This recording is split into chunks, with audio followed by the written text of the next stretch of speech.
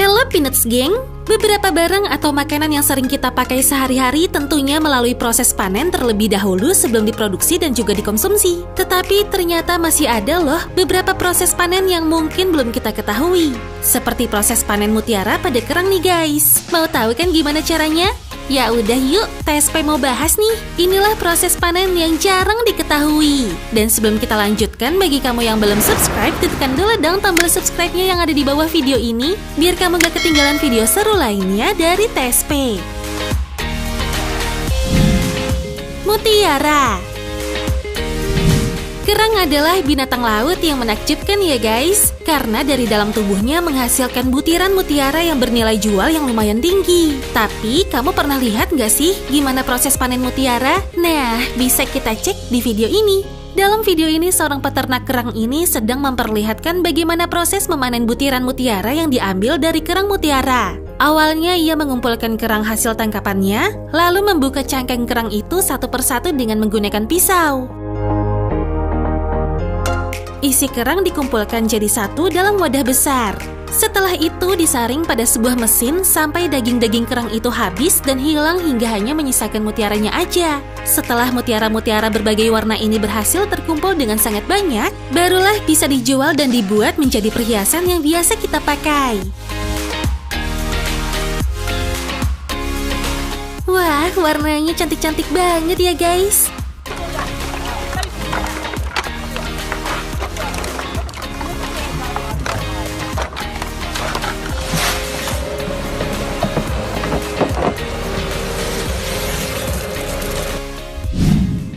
Belerang. Kalau kita melihat proses memanen yang satu ini, pasti membuat kita takjub deh. Gimana enggak? Orang-orang ini berprofesi sebagai penambang belerang di kawasan Gunung Ijen, Jawa Timur.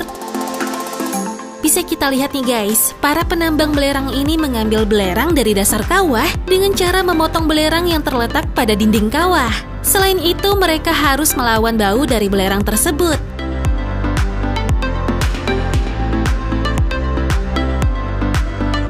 Kemudian para penambang akan memikulnya melalui jalan setapak sejauh 3 km dan membawa sendiri benda padat berwarna kuning ini untuk dijual ke pengepul. Sekali jalan, mereka akan membawa beban sekitar 60-70 kg guys. Dan hal ini dilakukan berulang kali loh. Pasti capek banget ya. Seperti yang kita tahu, belerang digunakan dalam berbagai bidang industri sehingga kebutuhan akan belerang cukup tinggi. Hal inilah yang dimanfaatkan warga sekitar Gunung Ijen dan berprofesi sebagai penambang belerang. Hebat banget ya dengan perjuangan bapak-bapak ini. Bunga safron. Apa kamu tahu guys bunga safron? Bunga ini biasa disebut juga dengan bunga kuma-kuma. Bunga ini memiliki 3 kepala putik dan umumnya memiliki warna ungu pada kelopaknya. Di balik warnanya yang unik, ternyata bunga ini menyimpan berbagai khasiat bagi kesehatan dan bisa digunakan untuk bumbu masakan dan pewarna loh guys. Nah, harga bunga safron di pasaran memang terbilang tinggi sih.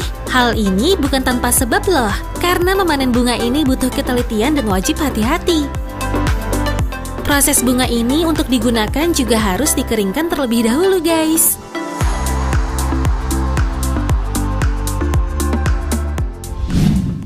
Kepiting Alaska.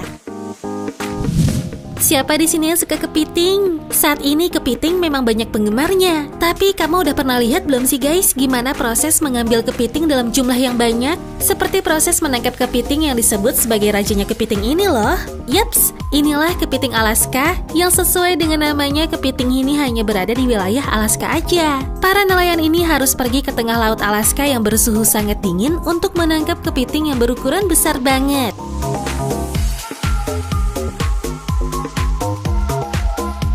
Nah, satu ekor kepiting Alaska ini dijual dengan harga hampir 2 juta rupiah. Mahal ya ternyata. Tapi kepiting ini mahal karena penangkapannya yang sangat sulit dan berbahaya. Dikabarkan setiap minggunya ada 1 orang penangkap kepiting yang meninggal saat musim panen. Itulah alasannya kenapa kepiting ini berharga sangat mahal.